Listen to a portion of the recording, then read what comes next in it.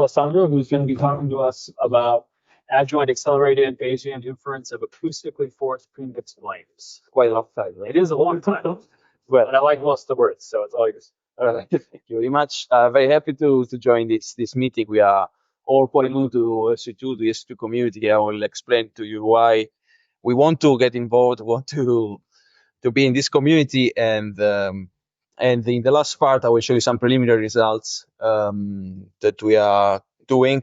This is more probably going to be more about like a research project presentation rather than like a results presentation. So first of all, I will tell you what we do in our group. So we work on Bayesian inference, so data simulation, and thermoacoustic instability. So thermoacoustic instability is a quite old combustion topic. It's quite challenging. Every time you have a flow and mixture perturbation, that you have heat release oscillation. So we know that any heat release perturbation will turn into acoustic oscillation. We'll go in a feedback loop. Will cause again a new mixture perturbation that will go up until the pressure inside the combustion chamber will go up until they can cause damage, catastrophic damage, failure. And then you can see here, like this is a turbine, a series of turbine blades that have been damaged by this pressure oscillation, which cause fatigue through the material. Why do we study it? So we want to study it even if it's a very old topic because it's still not been solved efficiently.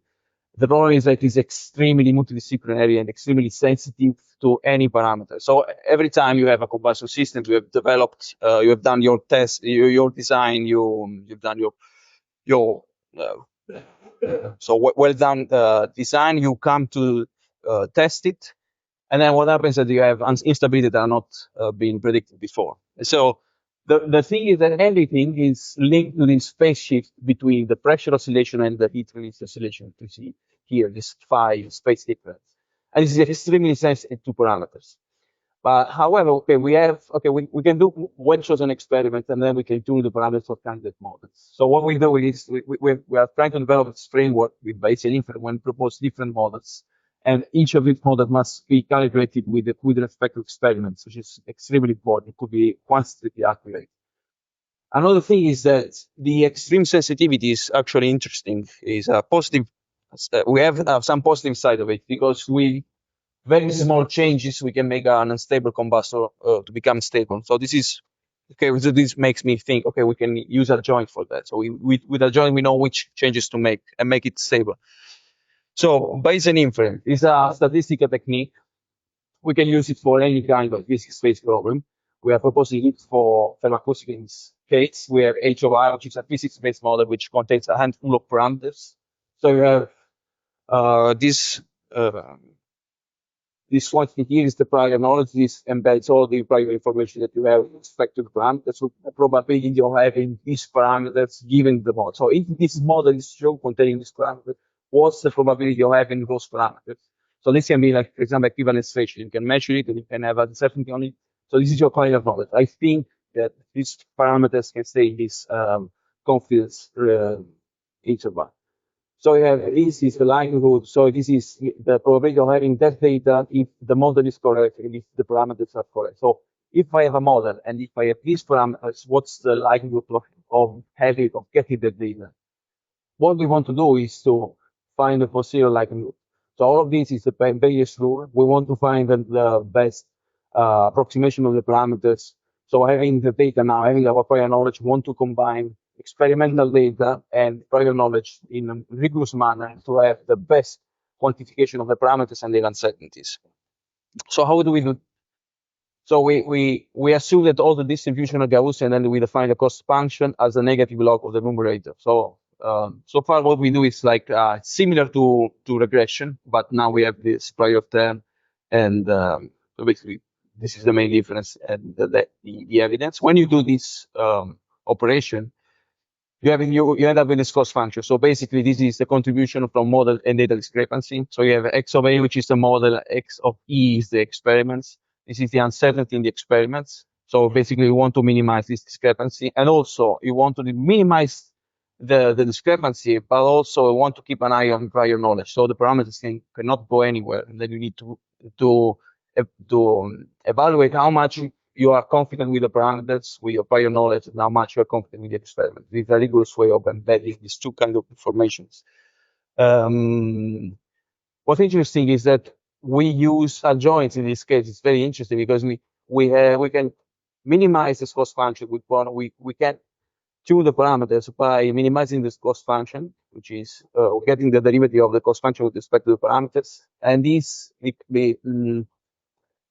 get this which is the model sensitivity. We want to know how the model changes if I change the parameter. Very simple idea, and we are showing the adjoint are even more helpful in this case because it's all the probability distribution of Gaussian. We can use the Laplace approximation, and then we can actually get also the uncertainties with respect to the parameters, which is really the edge of the cost function. And this will propagate all the uncertainties to the results. So we can know how the results will be affected by uncertainties in the parameters. So in the thermoacoustic world, then we know, okay, this parameter must be, we need to do another experiment in this area to understand better this parameter, which is extremely sensitive, this kind of things, this kind of studies. And with second order adjoint, or even with first order adjoint, that we approximate the Hessian of the cost function with the BFGS method. So adjoint, very important. Now it works. Okay, what we do? Okay, this is a slide. We have experimental data here. It is a laminar conical flame. We need to start very simple, otherwise we couldn't get the project done. And we do data simulation. So we take a qualitatively accurate physics-based flame model. So qualitative means that we don't know the parameters a priori, but we want to make it quantitatively accurate by simulating the experiment. So what we've done so far is this. So we have the experimental rig here. And you can see with a high-speed camera, we look at conical flame with respect to, this is self-exciting. Yeah, the loudspeaker here is not for forcing the flame, but actually for stopping the flame to oscillate.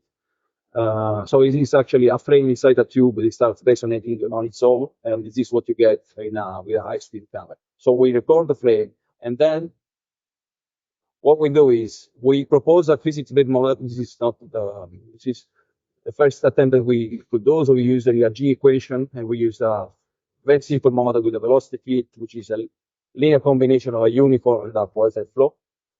And with very simple model here, we want to get the same results as the experiments. So this is an evolution of a limit cycle of the tube flame front. So you have a cycle. This is just an example of a flame during this evolution, and then we can compute the sensitivities of the flame with respect to these parameters. In this case, it's not important to explain a bit the meaning of this. Because all these are physics-based parameters. For example, this is the Markstein length for people in combustion, long-dimensional value of Markstein length, which regulates the curvature effect. And this is beta is the aspect ratio, which is linked to the equivalence ratio, for example. So all of these are physics-based parameters.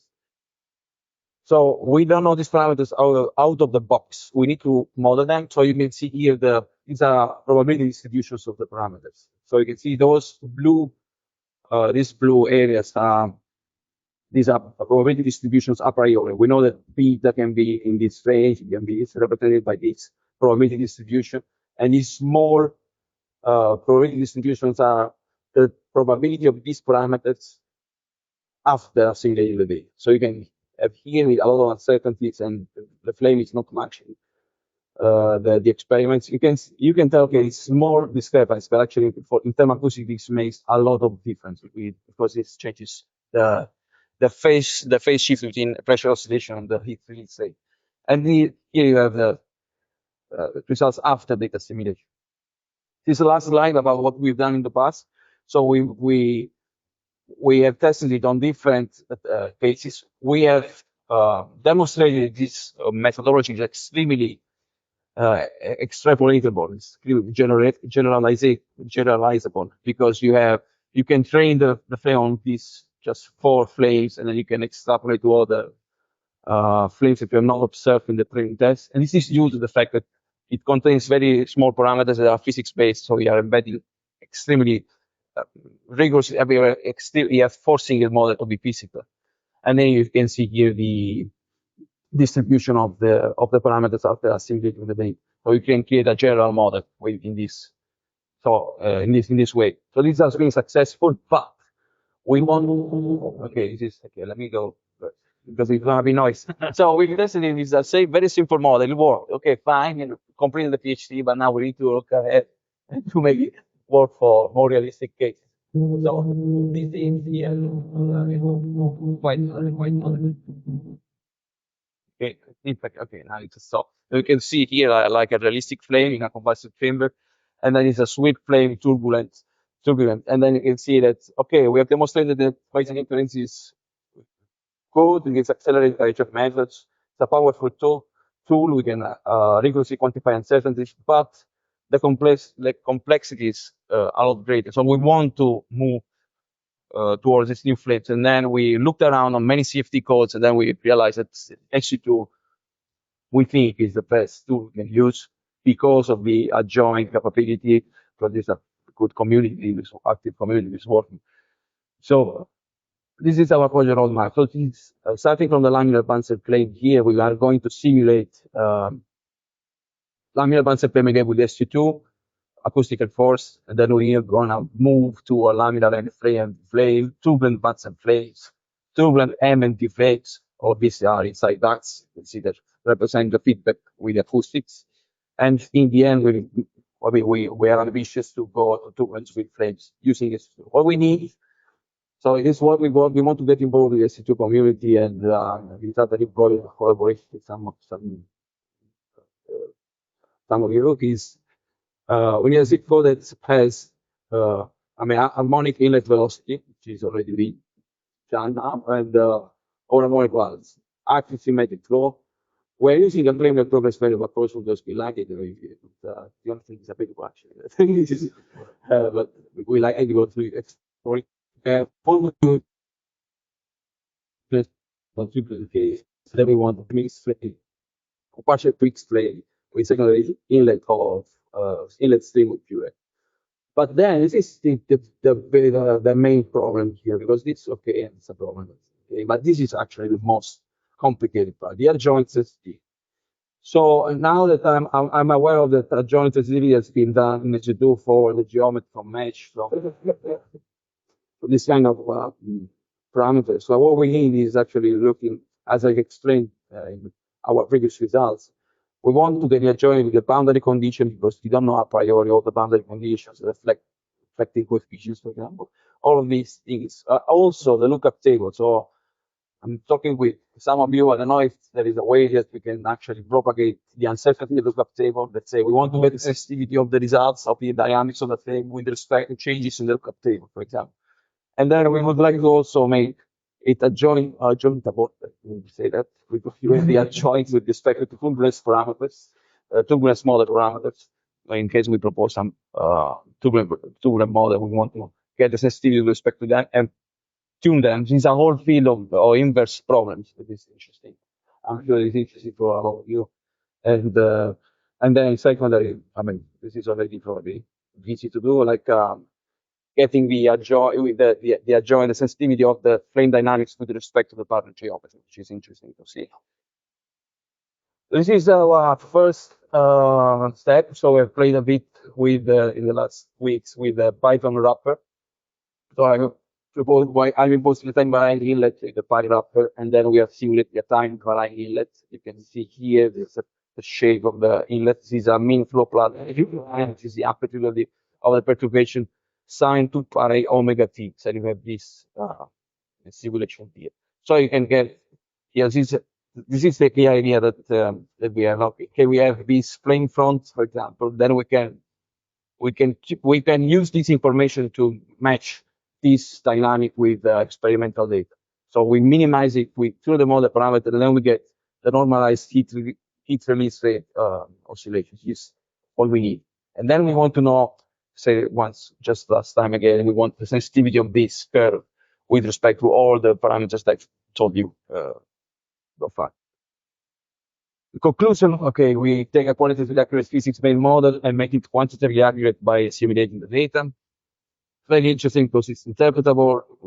Compared to neural network, kind of framework. It's more interpretable and extrapolates to situations that share the same physics. We have demonstrated it on thermoacoustic instability, but it can be applied to a wide range of physical problems. There are people in Cambridge who are doing it for assimilating for flow MRI, magnetic resonance data. And SU2 adjoint capabilities can be extremely beneficial for solving all these inverse problems. So actually, SU2 can be open up for all those kind of field and all inverse problems. Okay, further work is needed to simulate turbulent planes and to extend the train sensitivities to boundary condition, turbulence, model parameters, and lookup table. So with this, I thank you, and then I've opened this GitHub repository now, forked from the SU2 main branch, develop branch, sorry. And then I can have further reading about inverse problem in thermoacoustic and fluid dynamics in general if you're interested. Okay, thank you very much.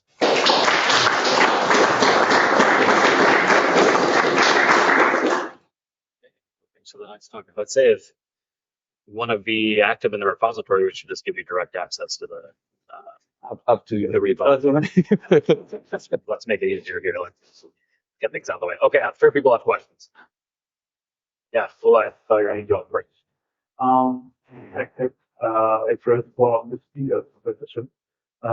So the question that any data on whether you can use sensitiveness and also mix that to other design parameters than the ones that are already available. So the positive answer is yes. Actually, you can use this level state F1 solver and the very same F1 solution, but that's just a property of the flow solver of the parameters. And then we can just use this F1 solution to evaluate with respect to if it is important. Yeah. Exactly. This is the reason why I'm here. Okay. Quantity. Perfect. Sounds like a good lunch conversation. Yeah. Take advantage of it together. Other questions? Maybe one more. So we Clarification. What are your disciplines? Because Okay. because you have the HHR in plane's position, right? Yeah. You need to capture data value. Yeah. The execution, I think, is good. Yeah, you have okay, this is embedded inside here. It's the hidden inside the slides. It's like what we have is with technique experiments, we perform image processing on that, so we create a distance field on the flame image, the experimental data. So we have a distance field that starts from the flame front position, and then I have my model. Okay, so the cost function is basically this: for each frame, my points evaluated on the distance field. So you have like an integral of that on top of the distance field. This makes you like a measurement of how far you are from the experiments. So if you sum all of them and then you square it, and then you have like a norm of this error, and then you are minimizing this error with respect to the parameters. So does it answer the question? This was it, and I should have put some backup slide on that. Okay. Okay, last one while I start doing the slides. Go ahead. Yeah, but it's just one of like key, like, maybe 12% by that is a convolution variable or. Okay, in that case, all it means is that my model, the G equation gives you exactly the flame front. It's an infinitely thin line. And it's just a line. Okay, so you have like points at that. How does the line shape like?